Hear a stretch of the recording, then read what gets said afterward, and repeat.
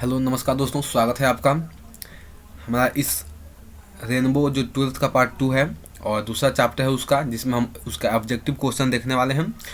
और जो कि भारत इज़ माई होम है और यह डॉक्टर जाकिर हुसैन द्वारा लिखा गया है। तो चलिए इसका ऑब्जेक्टिव प्रश्न देखते हैं। ये काफ़ी छोटा सा एक चैप्टर है, बहुत बड़ा है नहीं। तो चलिए इसमें जो कुछ भी संभव प्रश्न बन सकते हैं उनको हम देखने का प्रयास करते हैं। चलिए पहला क्वेश्चन है हमारा, विच ऑफ, सॉरी एक मिनट थोड़ा सा रुकिए।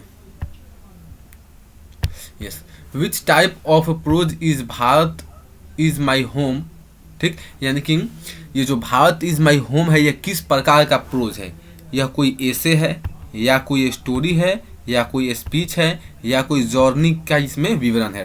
तो ये देखिए, जो भारत इज माई होम जो ये प्रोज है, इसमें डॉक्टर जाकिर हुसैन जब भारत के तीसरे राष्ट्रपति बने थे, तो उस समय जो उन्होंने शपथ लिया था, उस शपथ की ही बातों को इसमें संग्रहित किया गया है। और यही यानी कि क्या है, एक प्रकार का एक स्पीच है, जो भाषण दिया शपथ लेने के बाद। ठीक, शपथ लेने के बाद जो उन्होंने भाषण दिया था, उस भाषण से इसको लिया गया है भारत इज माई होम को।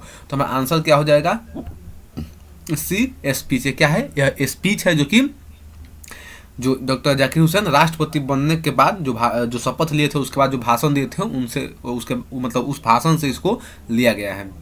चलिए नेक्स्ट प्रश्न देखते हैं, दूसरा प्रश्न।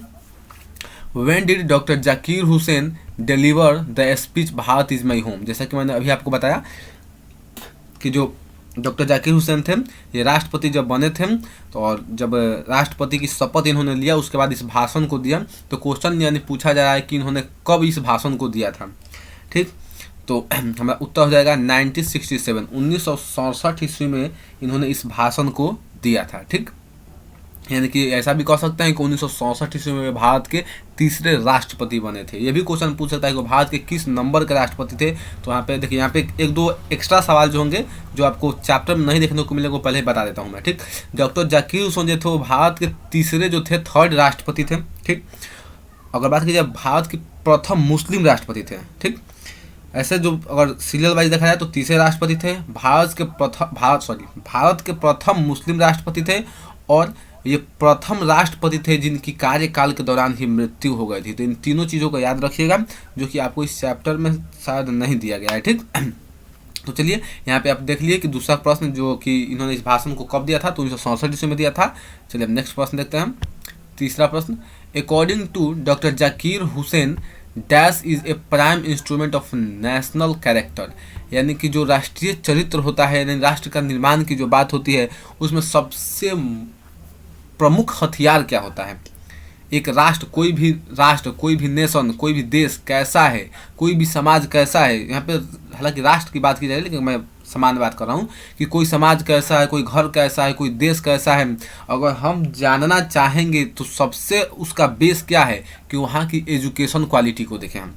अगर वहाँ की एजुकेशन क्वालिटी अच्छी है तो हम ये कह सकते हैं कि ये जो समाज है एक अच्छा समाज है, शिक्षित समाज है, यहाँ के लोग सभ्य हो सकते हैं। ठीक, क्योंकि मतलब ये जो बात कह रहे हैं कि एजुकेशन जो है क्या, उसका की पॉइंट है समाज का, यानी देश का हमारा। तो यानी कि क्या होगा, इन्होंने बताया कि education record is a prime instrument of national character. ठीक, तो आंसर क्या हो जाएगा, एजुकेशन रिकॉर्ड। ठीक, नेक्स्ट देखते हैं चौथा प्रश्न। Doctor Zakir Hussain was born in dash and died in dash. यानी डॉक्टर जाकिर हुसैन का जन्म कब हुआ था और उनकी मृत्यु कब हुई थी।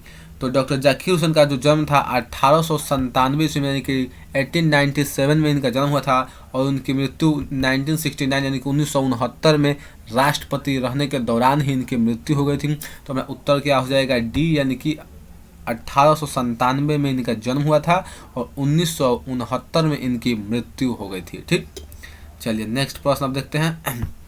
अगला प्रश्न हमारा पांचवा प्रश्न। Doctor Zakir Hussain was born in. Doctor Zakir Hussain का जन्म कहाँ हुआ था, तो हमारा उत्तर क्या हो जाएगा, डॉक्टर जाकिर हुसैन का जन्म बी, हैदराबाद में, यानी कि इनका जन्म हुआ था डॉक्टर जाकिर हुसैन का। चलिए नेक्स्ट प्रश्न अब देखते हैं हम, छठा प्रश्न।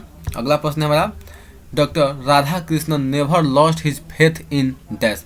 डॉक्टर राधा कृष्णन जो थे वे यानी कि किस चीज़ में वो ज़्यादा सबसे अधिक मतलब विश्वास रखते थे, किसी में अपने विश्वास को उन्होंने कम नहीं होने दिया। तो हमारा आंसर हो जाएगा इसेंशियल ह्यूमैनिटी। इसेंशियल ह्यूमैनिटी में डॉक्टर राधा कृष्णन ने अपने फेथ को कम नहीं होने दिया। तो हमारा आंसर क्या हो जाएगा इसेंशियल ह्यूमैनिटी। चलिए नेक्स्ट प्रश्न देखते हैं अब 7वां प्रश्न।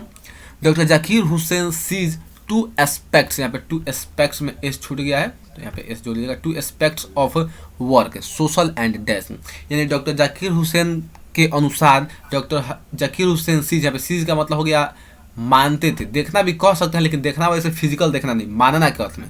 डॉक्टर जाकिर हुसैन मानते थे कि किसी भी काम के दो पहलू हो सकते हैं, एक तो सामाजिक पहलू होता है यानी कि सोशल, और दूसरा पहलू क्या हो सकता है, दूसरा पहलू हो सकता है इंडिविजुअल। इस चैप्टर में भारत इज माय होम में अगर लास्ट के कुछ पैराग्राफ देखेंगे तो उन्होंने बताया है कि अगर हम देश का निर्माण करें, उन्होंने मतलब बताया है कि भारत मेरा घर है, इस देश के जो लोग हैं क्या हैं, इस घर के मेंबर हैं, और मेरी जिम्मेवारी है कि मैं इस घर को बेहतर बनाऊं। और साथ ही में उन्होंने कहा है कि सिर्फ मेरी जिम्मेवारी नहीं है, क्योंकि ये घर बड़ा है इसलिए आप सबको साथ देना होगा और आपकी भी जिम्मेवारी है। और उन्होंने बताया अगले पैराग्राफ में, इसके आगे के पैराग्राफ हम देखेंगे तो इस राष्ट्र निर्माण के लिए, इस राष्ट्र की भलाई के लिए, देश की भलाई के लिए हम कार्य दो तरीके से कर सकते हैं, एक सोशल और एक इंडिविजुअल, यानी कि या तो सामाजिक कर सकते हैं या फिर अपना खुद का, यानी कि इंडिविजुअल इसमें मतलब क्या बोलते हैं उसको, अपना काम समझिए, उसका एग्जैक्ट थोड़ा दिमाग नहीं आ रहा, तो क्या बोलते हैं, या तो निजी, या तो हम निजी काम कर सकते हैं या सामाजिक काम कर सकते हैं। लेकिन उन्होंने बताया है कि निजी काम अगर हम समाज को ध्यान में रख के करें तो हमारा वो सही काम है, उसमें कोई दिक्कत नहीं है। अगर हम अपना मान लेते हैं, अगर हम खुद सफल होंगे, अगर खुद हम सक्षम होंगे तब तो समाज में हम भला करेंगे।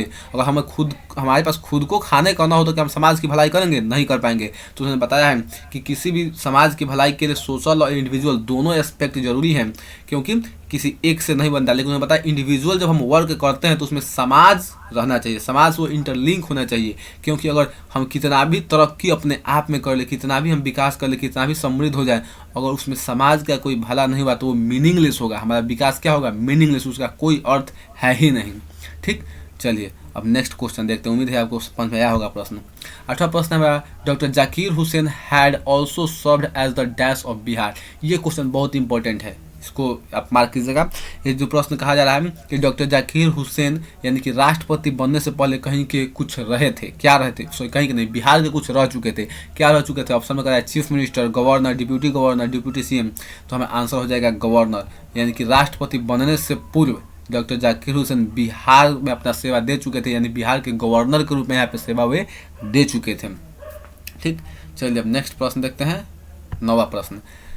What was the tenure of doctor Zakir Hussain as the president of India, यानी कि भारत के राष्ट्रपति के रूप में डॉक्टर जाकिर हुसैन का टेन्योर यानी कि उनका कार्यकाल क्या था। ठीक, तो देखिए 1967 ईस्वी में भारत के राष्ट्रपति बने, यानी शपथ लिए, ठीक, जब शपथ ले रहे थे, और 1969 में उनकी मृत्यु हो गई, तो यानी यही ना इनका कार्यकाल हुआ, तो यानी 2 साल का इनका कार्यकाल रहा। 1967 में इन्होंने अपना पद ग्रहण किया और 1969 में इनकी मृत्यु हो गई। तो हमारा आंसर क्या हो जाएगा ए, 1967 से 1969। ठीक, चलिए नेक्स्ट प्रश्न देखते हैं, 10वां प्रश्न। Doctor Zakir Hussain pledges himself to the service of the totality of India's dash.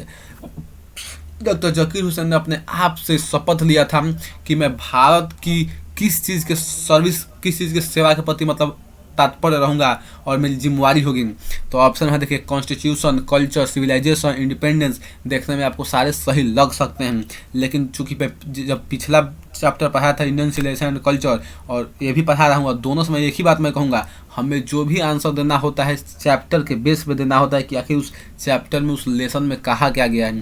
तो इन्होंने क्या कहा था, इन्होंने कहा था कि मैं इस भारतीय जो संविधान है उसकी रक्षा करूंगा। इसका तो शपथ मैं ले ही चुका हूं जब मैं शपथ लिया था, लेकिन यहाँ पर मैं अपने आप से वादा कर रहा हूं कि भारत की जो संस्कृति है उसकी सेवा में मैं तत्पर रहूंगा जब तक मैं इस राष्ट्रपति भवन में हूँ, इस राष्ट्रपति के पद पर हूँ। तो ठीक, हमारा आंसर क्या हो जाएगा, बी, कल्चर। ठीक, चलिए नेक्स्ट देखते हैं अब 11वां प्रश्न। Doctor Zakir Hussain sees dash aspects of work, यानी डॉक्टर जाकिर हुसैन ने काम के कितने पहलुओं को देखा था। तो आप पीछे के क्वेश्चन में बताया गया है आपको कि काम के उन्होंने 2 पहलू देखे थे, कौन कौन, तो एक सोशल था और एक इंडिविजुअल था। चलिए नेक्स्ट प्रश्न देखते हैं। Bharat is my home is written by, ये प्रश्न पहले ही होना चाहिए था, लेकिन उसे कोई बार मैं इसको छोड़ दिया था क्योंकि ये क्वेश्चन कोई बताने लायक क्वेश्चन है, बहुत इजी क्वेश्चन है। लेकिन फिर भी कुछ वैसे लोग जो बिल्कुल ही नहीं पढ़े वो भी वे मार खा सकते हैं, इसलिए मैं सोचा इसको दे दूं। तो भारत इज माई होम किसके द्वारा लिखा गया है? डॉक्टर जाकिर हुसैन के द्वारा लिखा गया है। चलिए और अगला प्रश्न देख लेते हैं हम। अगला प्रश्न है the Indian culture is the best example of dash. Option हमारा unity diversity, unity in diversity and disparity. तो हमारा भारतीय सभ्यता की, भारतीय संस्कृति की सबसे अच्छा एग्जाम्पल क्या है? तो हमारा सबसे अच्छा जो एग्जाम्पल है, सबसे बड़ी विशेषता, यहाँ पे एग्जाम्पल का मतलब विशेषता का समझ सकते हैं कि सबसे बड़ी विशेषता क्या है कि भारत जो है यूनिटी इन डाइवर्सिटी, यहाँ पे विभिन्नताओं में भारत की एकता है। हम एकता तो हैं लेकिन हमारे अंदर एकता तो है, लेकिन कैसी एकता है? तो बहुत सारे, जैसे यहाँ पे देखिए, आप देखिएगा तो बहुत सारे हिंदू, मुस्लिम, सिख, ईसाई, पारसी, बहुत सारे धर्म, क्रिश्चियन, बहुत सारे धर्म के लोग हैं। अगर जाति की बात कीजिएगा तो बड़ा जाति, छोटा जाति, ऊंच नीच, इन सब के बीच, मतलब बहुत सारे जातियों के बीच फिर भी हम एकता, जब हम समाज में बात करते तो अलग अलग हम समाज में बटे होते हैं, लेकिन जहाँ बात आ जाती है राष्ट्रीयता की, हम सब एक होते हैं। तो वही बताया जा रहा है कि यूनिटी इन डाइवर्सिटी, यहाँ पे बहुत सारे धर्म हैं, बहुत सारे जात हैं, बहुत सारी अलग अलग चीज़ें हैं, लेकिन उन सब में भी एकता बनी रहती है। बहुत सारे भाषाई आधार पर यहाँ पे लोग हैं, लेकिन जब राष्ट्र की बात आती है तो हमें हमेशा हम एकत्रित रहते हैं, यानी कि एकता हमारे अंदर रहती है। तो इसलिए हमारा आंसर क्या हो जाएगा? Unity in diversity. तो देखिए ये जो चैप्टर है बहुत बड़ा चैप्टर है, बहुत ही छोटा चैप्टर है, इसलिए इसमें बहुत ज़्यादा क्वेश्चन बनेंगे नहीं। अगर आप ज़बरदस्ती बना देना चाहें तो वो अलग बात है ना। और एक बात और कि देखिए ये जो ऑब्जेक्टिव क्वेश्चन होते हैं ये चैप्टर के बेस पर होते हैं, तो यहाँ पे आपको कुछ ही क्वेश्चन देखने को मिलेंगे। अगर आप सोचेंगे कि मैं केवल ऑब्जेक्टिव से पूरा चैप्टर कवर कर लूँ तो संभव तो है नहीं, ठीक। तो यहाँ पे ये सारे जितने आपको प्रश्न लिखे गए हैं, इससे मतलब मेरे अनुसार, मैं भगवान तो हूँ नहीं, लेकिन फिर मेरे अनुसार इससे बाहर से कुछ इस चैप्टर से नहीं आएगा। अगर आता है तब अपना दुर्भाग्य समझिएगा, ठीक। तो चलिए यहीं पे हम वीडियो को अंत करते हैं। उम्मीद है आपको ये वीडियो अच्छा लगा होगा, और इसके अगर पहले वीडियो यानी इंडियन सिविलाइजेशन एंड कल्चर का वीडियो नहीं देखे हो तो उसको जरूर देखिए प्लेलिस्ट में जाकर, और ये इसे अपने दोस्तों के पास जरूर शेयर कीजिए ताकि वे लोग भी इस वीडियो का आनंद ले सके। आनंद क्या है, मतलब उसको पढ़ सके, ठीक। ये कोई डांस वाला तो वीडियो है नहीं कि आनंद लें कोई, ठीक। तो चलिए यहाँ पे वीडियो का हम अंत करते हैं।